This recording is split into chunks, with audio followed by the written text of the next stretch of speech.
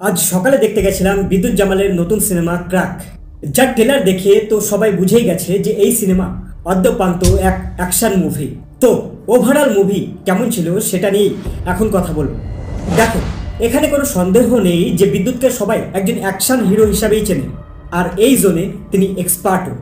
আর এই এক্সপার্টনেসকে তিনি এই মুভিতে কয়েক ধাপ এগিয়ে নিয়ে গেছেন। এই মুভিতে তিনি যা করেছেন তা একমাত্র বিদ্যুৎই করতে পারেন, সেটা নো ডাউট।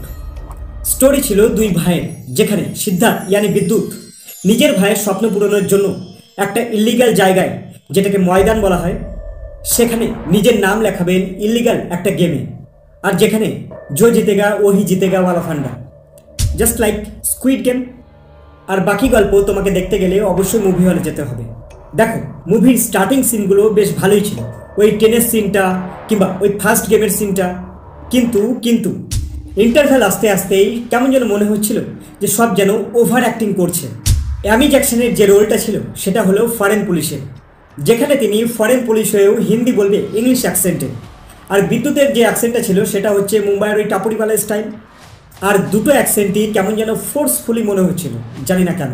বিদ্যুৎ নোরাকে নিয়ে পাবে ঘুরতে গেছে, আর সেখানে গাড়ি থেকে শুধুমাত্র বিদ্যুৎ বের হচ্ছে। নোরা কোথায় গেল? সব কিছু কেমন যেন খাপ ছাড়া টাইপের। মুভির রান টাইম ছিল অলমোস্ট 2 ঘন্টা।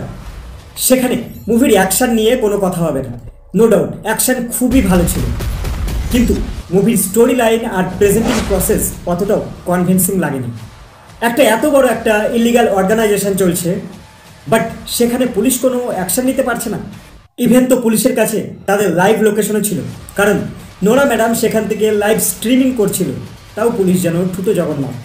ফিল্মে নোরার ক্যারেক্টারটা অনেকটা আননেসেসারি মনে হয়েছে, জাস্ট টু অ্যাড গ্ল্যামার। কিন্তু কিছু অ্যাকশন সিনে ক্যামেরার কাজ দুর্দান্ত। ডায়লগ, যে সমস্ত ডায়লগ ট্রেলারে শুনে মনে হচ্ছিল যে এই ফিল্ম থেকে অন্তত বেশ ভালো কিছু ডায়লগ শুনতে পাওয়া যাবে, কিন্তু মুভি দেখার পর মন যেন ভরল না।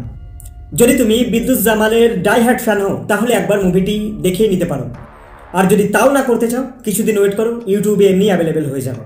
সবশেষে এটা বলাই যায় যে ফিল্ম মেকাররা যতটা যত্ন নিয়ে মুভির অ্যাকশন সিনগুলো শ্যুট করেছে, তাই সেখানে মুভির স্টোরির উপরেও আরেকটু যত্নবান হওয়া প্রয়োজন ছিল আমার মনে হয়।